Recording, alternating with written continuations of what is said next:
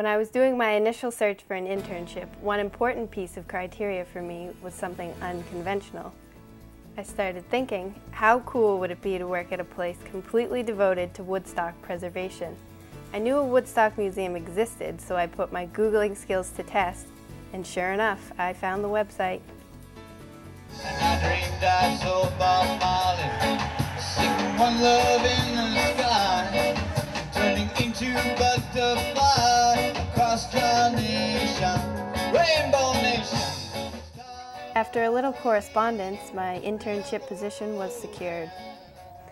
I tried envisioning how it looked, and all I could think of was a bunch of Woodstock memorabilia behind glass cases, but I guess that's typical of a museum. Looking back, I couldn't have had a more wrong perception. What the Woodstock Museum ended up being was a living museum. The people on the property are the exhibits. They have the physical artifacts, they have the experiences, and they live the hippie flower child lifestyle, those of us more closely connected to the earth. The tour includes a Helen and Scott Nearing-style organic garden. They are credited with the term, back to the garden. It was based on how you can get the most production from your garden with the least amount of work, leaving time for more play, like in the completely non-toxic, crystal clear pool.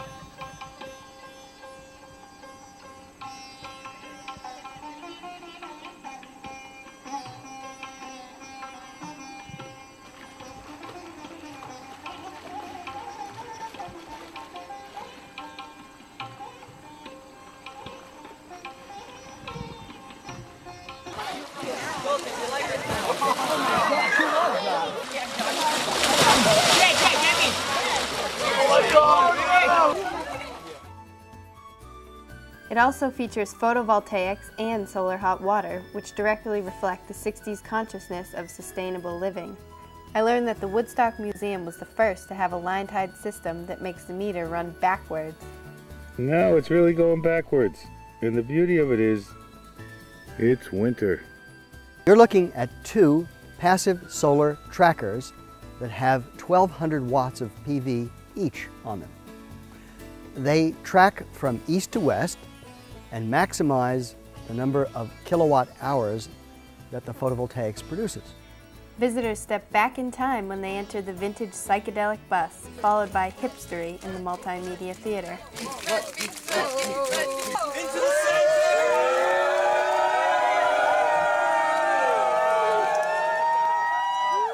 The Woodstock Museum sees visitors from all over the world on a daily basis and is often featured in international media. Met zo'n 400.000 van haar beste vrienden. It was so free.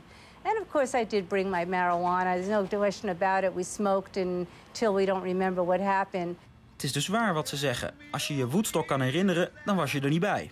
Eigenlijk zou het festival in Woodstock plaatsvinden, maar de eigenaar van het terrein bedenkt zich en het festival wordt verplaatst.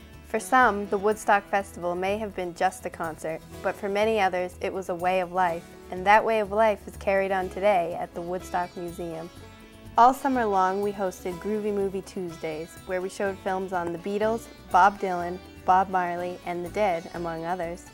Another popular event was Thirsty Thursdays, thirsty for knowledge, which consisted of guest lecturers speaking on alternative topics. Mary Claire Charba drew a large crowd with her lecture on how the communal theater experience of the 60s fostered sensitivity towards social, political, and community awareness. We also hosted a poetry reading in August, featuring many of the area's best poets as well as aspiring locals. Trouble, processing progress, somebody else's most important product, as if getting ahead, opposite of being left behind expectation, without any box to think outside of. I thought I wanted to go beyond all else, but it is now that I know that I must pray to remember nothing, and in just one moment know something about all else. Our largest event of the season happens at Woodstock Town Hall every Labor Day weekend when we host a free film festival. Over 1,000 people came for independent films based on this year's theme of change. Many of the filmmakers were there to connect with their audience. Besides hosting events, I've had the pleasure of traveling with the Woodstock Museum to other events throughout New York. We attended EcoFest in New York's Central Park. Sing it!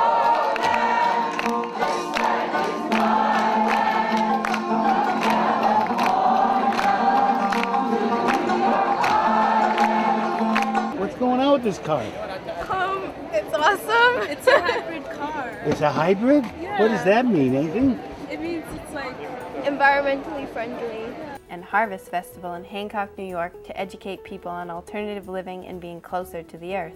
People were highly interested and many became members of the museum. Toward the end of my 3-month stay, the museum toured with Rainbow Dreaming, a photo exhibition from Woodstock's sister city, Nimbin, Australia. Nimbin is Australia's answer to Woodstock in its 3rd generation. The museum founders have gone there twice as ambassadors from Woodstock and as filmmakers. I've also had the opportunity to take part in weekly drum circles in the town of Woodstock, which happen to be sponsored by the Woodstock Museum.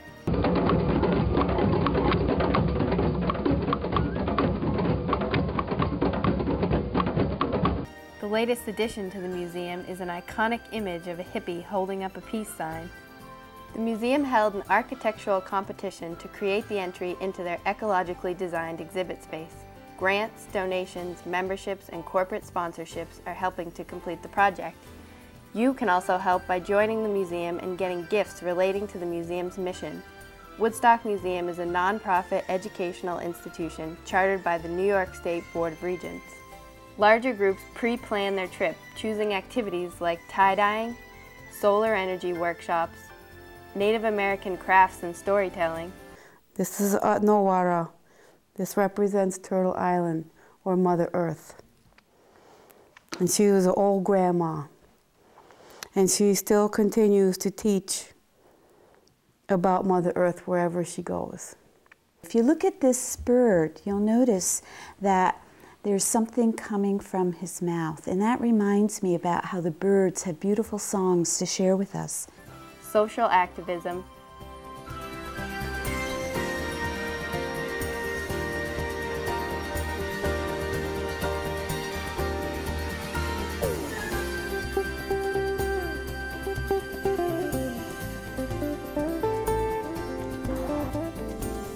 The last time I was here and the police were sitting over in the parking lot, I took them supper. I am on the side of peace.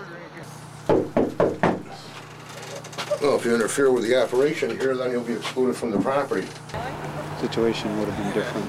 The police would have felt they had a free hand to just carry out these inspections, regardless of what the Oneidas thought about it. It's these people that are actually acting as a brake on the more extreme actions of the Oneida Indian Nation Men's Council. They have a personal vendetta against the remaining families here, and rationality doesn't play a part in all of this. You know, it's emotion.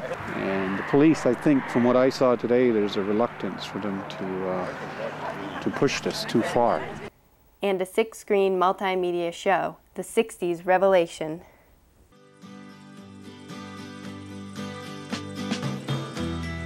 If you're going to San Francisco, be sure to wear some flowers in your hair.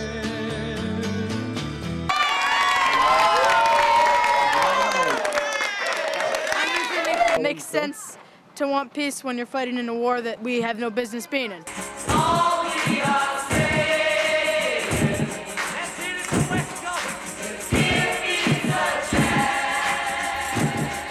I always thought that Woodstock was only a festival, but at the museum I learned that it's actually an art colony that was established in 1902 and went through many phases. The Woodstock Festival was conceived here. It became a worldwide icon of an era that stood for peace and championed the rights of all the natural world. As far as I can see, the hippies were right. Woodstock Museum inspires me to be part of that quest for ourselves and for future generations. As an intern, I earned college credit in an environment that was both fun and relevant while learning about the many aspects of a living museum. Woodstock Museum is about the town, the festivals, and the notion. You can email me with any questions or comments at whitney@woodstockmuseum.org.